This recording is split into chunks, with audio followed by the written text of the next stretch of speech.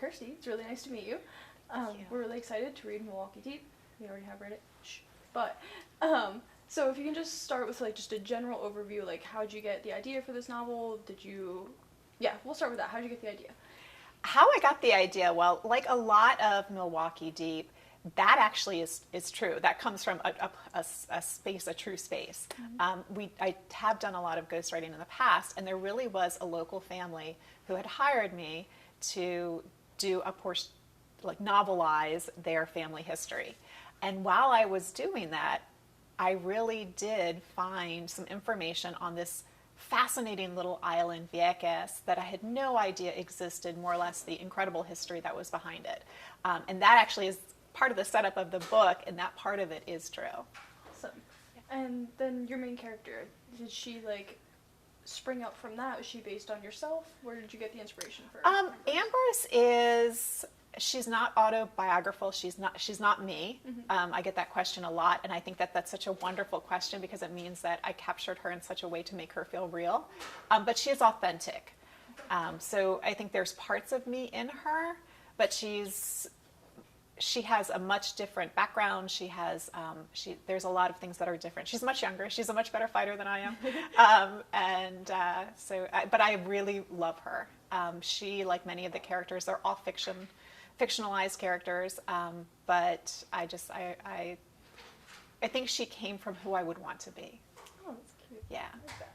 And then we'll come back to the characters in a little bit. Sure. But first, it's set in, like, Pennsylvania, and obviously we're local news. We're trying to highlight Pennsylvania. Sure. Can you tell us, like, how it came to be set in Philly, or what you were thinking there? How it came to be set in Philly. I love Philly. I love Philly for many reasons. I love to go and visit there.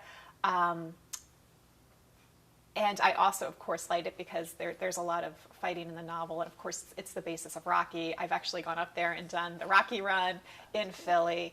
So I have an affection for that area. And there needed to be a contrast between a city like Philly and kind of the open shores of Vieques. So it really did also kind of highlight that difference in a unique way. Really? Yeah. Makes sense. And so can you talk a little bit about, like, the research you did for your novel, either about the island or fighting or anything, because I'm sure there was a lot that went into it. There was. There was a lot of history that I had to do, and history that wasn't necessarily easily available, and that made it more intriguing for me. Yeah. So there was a lot of looking through government documents, as well as Wikipedia, which that's where you had to go because there's just not a lot of information. Genealogy boards was really interesting because, again, there's a lot of truth into what's in the book, though it's it's inspired by true events. So there was a lot of research that went into it. As far as the fighting part of it, I do fight. I've fought for 20 years, but I had to do a different style of fighting, and that was really challenging. Very challenging. I had to do jiu-jitsu, which was new to me, and a completely different style of fighting that I had done in the past. Completely different. And that was really interesting. I really respect and admire the trainers that I had, and I actually had them read the book, or read the parts of the book that had jiu-jitsu in it to make sure that I was respecting the fighting style and the art. The boxing I knew, the jiu-jitsu was completely new. So I spent a year doing jiu-jitsu to write this book. I went to Vieques to write this book. I did all of that research to write this book. So there was a lot into it. And I think that shows. I think it's very layered and nuanced in a way that, again, feels really authentic because it is. Definitely. As I was reading, I was thinking to myself, I was like, I wonder if she went here, because it seems like it. And then I got to the last page and it was like, I went to Vieques. And I was like, oh my gosh. I really did. The funny thing about it is my parents read it, and my dad called me and he said, were you really arrested by the military? We were talking about that too. I said, no, I wasn't. But thank you. I'm so glad that it felt strong enough that you thought it was real. Yeah. Yeah. And can you tell us a little bit about that trip? Like, what did you do? What were you going for? How was your reception? It was wonderful. And going to the island completely changed the texture of the story. Because I had a preconceived notion of what the experiences of the natives were in relationship to what happened to the island and to the military. And it was completely different. It was completely different than what I expected. So I was really grateful to go because it changed the texture of the story and I think gave it that authentic feel. And I also went the week after it opened from COVID. So it was a really unique time in their history and world history to be there. And their response to that was just really gratifying and different than it was in the rest of the world. I mean, they were incredibly open and beautiful people, just humorous, and they have a way of dealing with issues in a way that is with humor and lightheartedness, along with this really deep sense of community. Mm-hmm. They feel things differently than we do. So that was really important. I mean, one of the things that the conversations that we had about COVID, they did not understand in their mindset, they did not understand why we were not as concerned, because it seemed like this was a disease that was hitting elderly people. And they didn't understand that. They said that our elderly people are like our libraries. Mm-hmm. They know things that we need to know, especially if the power goes out for months, or there's no medical care on the island. That was a big deal during COVID. I mean, when you went on the island, they were asking you constantly to put on your masks. Of course, I did that, but there was constant reminders, and there was constant reminders not only to please put on your mask, but there is no COVID here, and we have no medical care. There is no medical care. Wow. And it just hits in a different way when they value people and their elderly in the way that they did, and the effects of not having medical care during a global pandemic. It's really strong. When a woman has a baby in Vieques, there's no medical care for her. She would have to wait until the ferry comes twice a day and take the ferry to the hospital, or to the island, and then find a ride to the hospital to have her child. Yes. Hopefully the elders can help with that. Yes, I'm sure they do. That's where that knowledge comes in. I mean, they're very, very valued. Yeah. That's awesome. Yeah. When I was reading, I was like, man, this would be like a cool place to visit. Like, just the descriptions and the people and everything. I was like, wow, that community would be really cool. It was amazing. And to think, I mean, when we think of Caribbean islands, we think of resorts. And there is none. There are no resorts. Mm-hmm. There's no 7-Eleven. There's no Walmart. There's no McDonald's. There is nothing. You get around on a golf cart. That's how you get around. There is one grocery store on the island. And it's just completely different. Yeah. Yes. Cool. I think you captured that very well in the book. Thank you. Yeah. So I guess we'll talk about the island now and characters in general. So if you could talk a little bit about like the three main characters, I won't say most important, but the three characters that you think really drive the story. You're talking about Ambrose and the island, and then whatever you think the third is. Yeah. So Ambrose, obviously, she gives me leave, and I think the setup of the story gives us leave to go and write a story that is not mine. The story of Vieques is not mine, it's theirs. And I know that I'm probably going to get subtleties wrong that I wouldn't know, but having a character who is outside of that culture and visiting because they're curious and interested, it gives you a little bit of grace, that if you make those mistakes, they're meant honestly. You're a visitor absorbing this culture. You're not trying to write from inside the culture. So I really love that. I love Ambrose and I didn't think about this when I was writing the book. It wasn't until afterwards that people commented that there's a lot of military history in this book that tends to be very male-driven, that's what male readers like. But Ambrose being female, being a strong female character, is unique in that genre. And I hadn't thought about that when I was writing it, but I was like, wow, that really is interesting to have a female character in that kind of military history thriller. It is interesting. So Ambrose obviously is our lead character. Philomena, to me, is near and dear to my heart. I actually dedicated the book to her. She is a made-up character, but she is representative to me. She represents the community of Vieques, and especially the female community. Very small, or very tight, close-knit community. There's 9,000 people on the entire island, and the role that women play in particular in that community. She is very, very dear to me, even though she's made up. Yes. But she's really you. She is wonderful. And here's the story behind Philomena. This is kind of interesting. When I came up with her name, it was very early in the story, very, very early. And I don't know why I chose Philomena. It's an interesting name. It's a different name. It's unique. It wasn't until much later in the story, there's a particular hoodoo saint that plays a strong role also in the book. And it wasn't until much later where I was researching how to spell that saint's name in that community, because she exists in a lot across the world, but making sure that it was spelled correctly for that community, that I realized that on Vieques in Puerto Rico, that character is based on a real person whose name was Philomena. Oh, wow. So it was like this cosmic thing that happened. Serendipity. It was very serendipitous. It was very serendipitous that she was Philomena. So to me, there's a lot of like connection there. Yeah. But her story is really strong. Of course, it drives the whole book is really driven on Philomena's story and her experience. And I think she was the favorite character I've ever come up with, is Philomena. So as I said, the book is actually dedicated to her. And everybody says, who's Philomena? I said, well, you have to read the book. She is a fictionalized character, but she embodies what I found on the community of Vieques. Awesome. And then if you want to talk a little bit about Vieques itself as the character. Yes, it's interesting, as we were just talking earlier. So when we were doing the screenplay, the screenplay is actually done. I have to review it and edit it, but we're moving in that direction. And one of the first steps that you do in a screenplay is create the characters and the storyboard.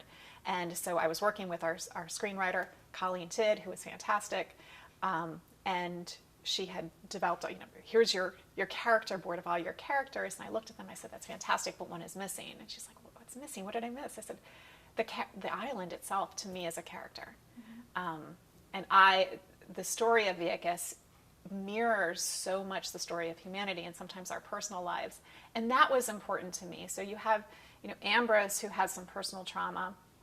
You have Vieques, which has some community trauma. And then you have the island that has like this physical trauma as well.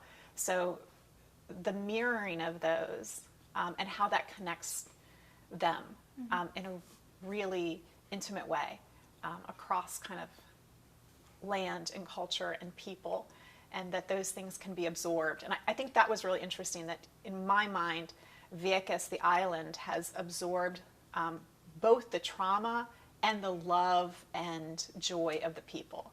The island itself holds that. Yeah. That's awesome. You mentioned a screenplay. Can you tell us anything about that? Or... so there is a screenplay. I'm new to that. As I said, I worked with someone to develop that. So we're it's complete, but we're in edits. So we're working towards that. The other thing is an audio book. We did record an audio book. That is an interesting process in itself. I'm doing the edits on that. One of the things that was really interesting about that is that I decided I wanted to do it myself, mostly because I know how I meant that phrase to be intoned, and I knew what I wanted it to be. So I said, I'm going to go ahead and do it myself. And it's a really fantastic process. It was really interesting. But one of the things I realized halfway through is I don't speak Spanish. And there's Spanish in the book. So we had to, I had to go through and read the whole book and then sit with an instructor to try to, and I'm sure that it's not perfect, but at least try to get it a little bit closer to, authentic Spanish. And then they kind of punch in the words. So we're kind of in that process there. But trying to get it close enough that it doesn't sound horrible, that I don't butcher the words. I mean, it has its own authenticity coming from the author's mouth, right? It does. It does have that. But I even remember when I visited Vieques, they don't teach English in school. So it's not as if I could easily communicate with anyone. And I thought, oh my goodness, I can't believe that it's one of those things you just assume. I just assumed that people would speak English. And why didn't I take it upon myself to learn at least some rudimentary Spanish so that I could go and communicate? Why would I assume that they would speak English? So it was one of those learning lessons, and I said, I'm going to learn that. I'm going to learn at least some Spanish to try to be able to communicate. There you go. Always learning opportunities are everywhere. They are. And I shouldn't put it upon another culture to assume that they know my language. So. And you had mentioned that Kirstie Croga is a pen name. Can you tell us a little bit about that, how you came up with it, why you use a pen name? Sure, absolutely. And it's such an interesting question because I've had people say, why wouldn't you use your own name? Like if I wrote a book, I would want like my name to be on it. And I would love my name to be on it, but there is already a very successful young adult author named Kirsten Hubbard. Oh. And apparently you can't do that. Because at first I said, I could ride her coattails, but you can't do that. So I needed to find something different. So I went through kind of a lot of different combinations. Kirstie is my nickname. Croga is actually Gaelic, and it means a strong female warrior. Oh, that's cool. So that's where that came from. Yes. Nice. Yeah. And can you talk a little bit about your work? You mentioned that you were a ghostwriter, like either just your work with that, how that may have led you to being an author, any of that. Yes, this is some of the advice I give people when they talk about how do you do this, how do you like become an author. I was able to arrange my life as such that I practice every day, and I get paid to practice, which is really nice. So I own a company. We do writing. We do a lot of different types of writing. So I don't necessarily write novels every day, but I do write every day. So we do things like grant writing. We have done ghostwriting before. Even things like social media or sponsorship packages or direct mail, you're writing every day. So every day I write, and that supports me. First of all, I love my my company and what we do, and I feel good about what we do, but it also hones my skills and allows me some extra time to write my own work.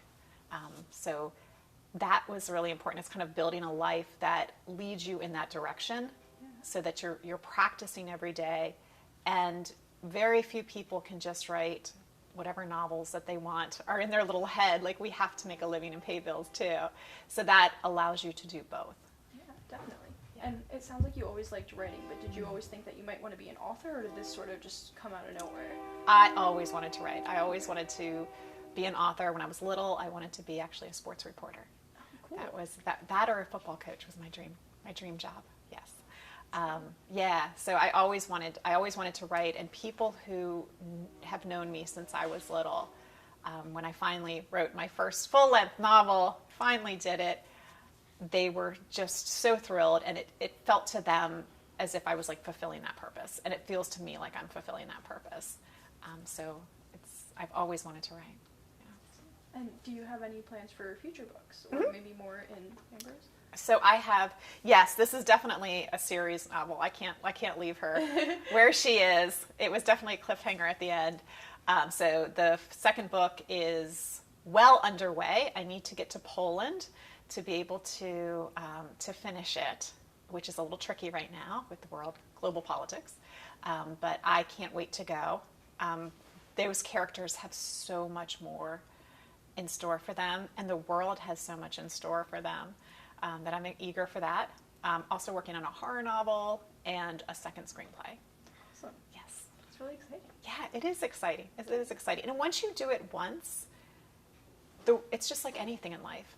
Like, it seems so overwhelming, and once you do it once, then the opportunities are just like, oh, this is a thing. You can actually do this. Mm-hmm.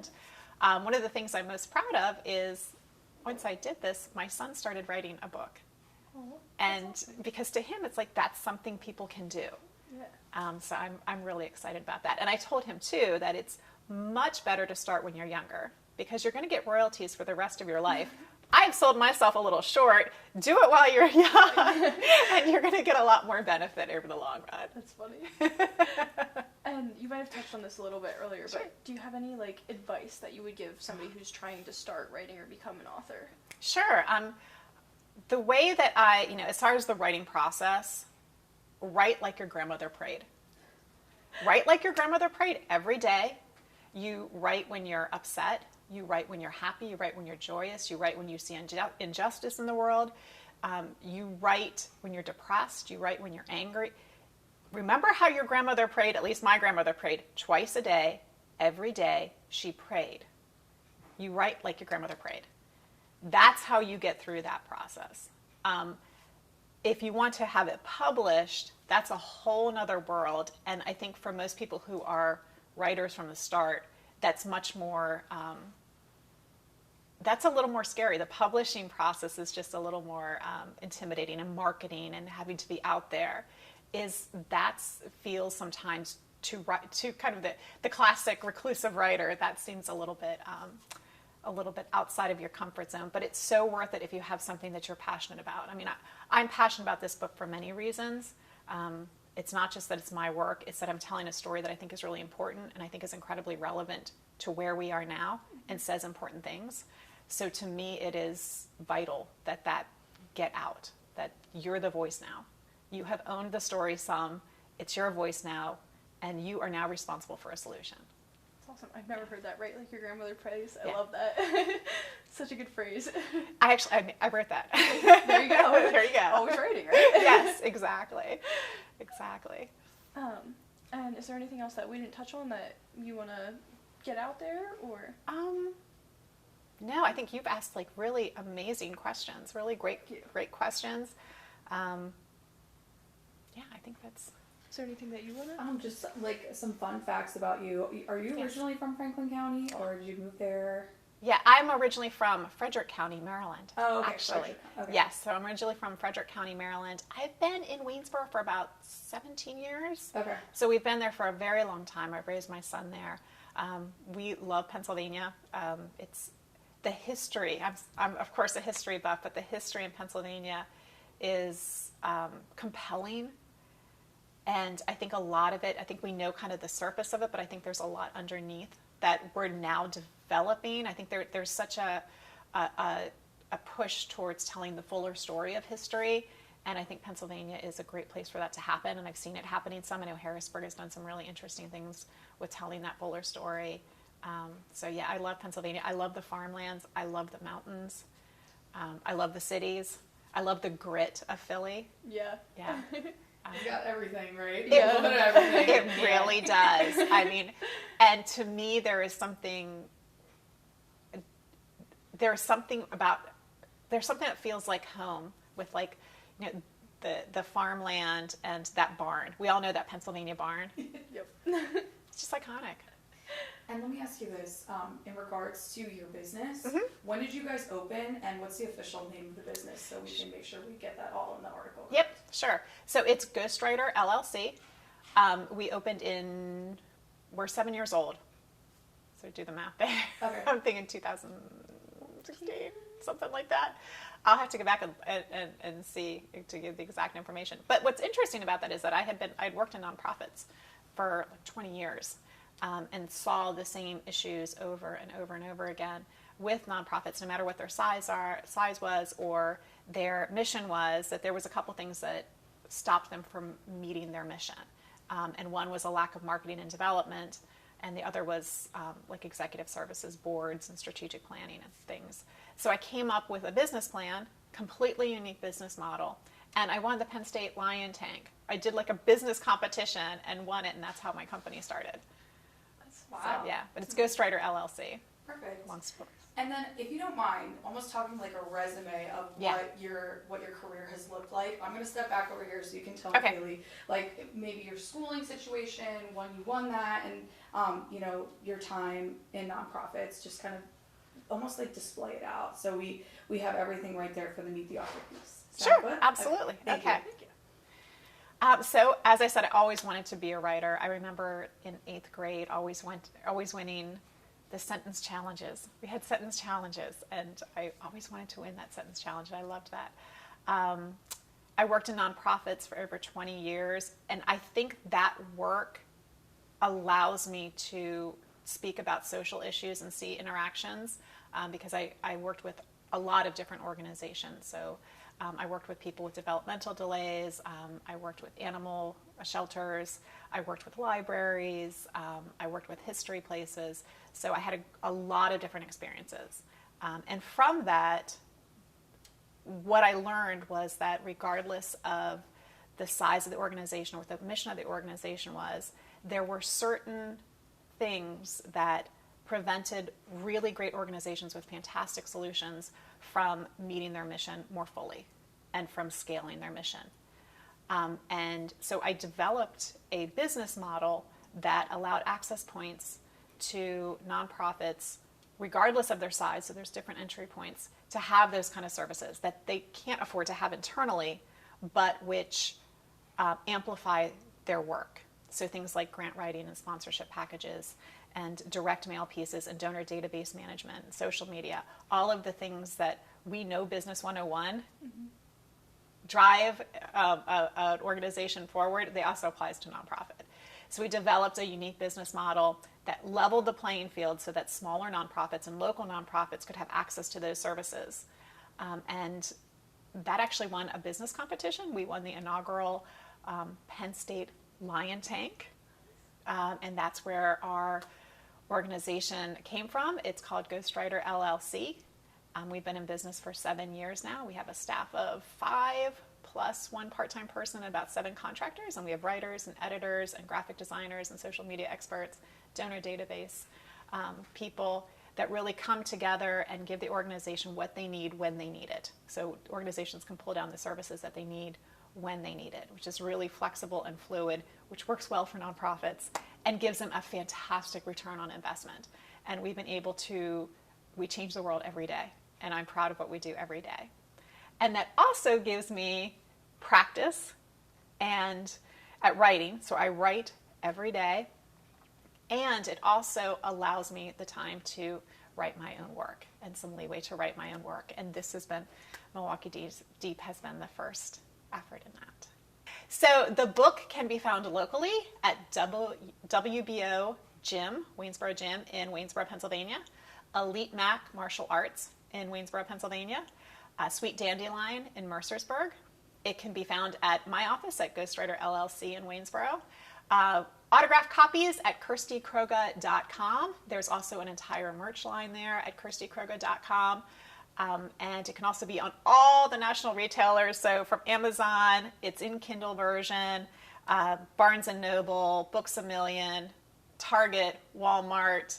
I actually found it the other day on a place called The Ripped Bodice. Oh. The Ripped Bodice bookstore. It's out in LA, and I just was thrilled by that. So if you Google it, you can find it anywhere. Awesome. And an audiobook soon. Yes, audiobook is coming soon. We'll have big announcements when that comes out. Obviously, there's a strike for the screenwriters, so we can't even submit anything now. But we do have the screenplay. We are working on the screenplay when we can move forward with that. It's so exciting. Yes, it is.